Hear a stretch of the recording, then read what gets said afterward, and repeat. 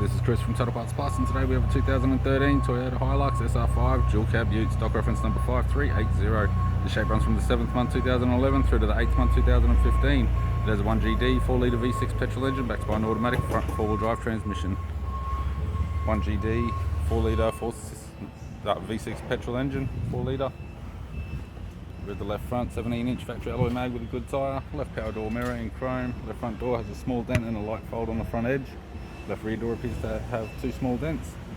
Left rear 17-inch factory alloy mag with a good tyre. Tailgate has 4 small dents.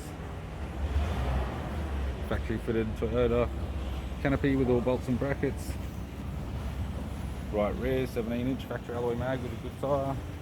Right rear door has 2 small dents. Right power door mirror, and a right front 17-inch factory alloy mag with a good tyre.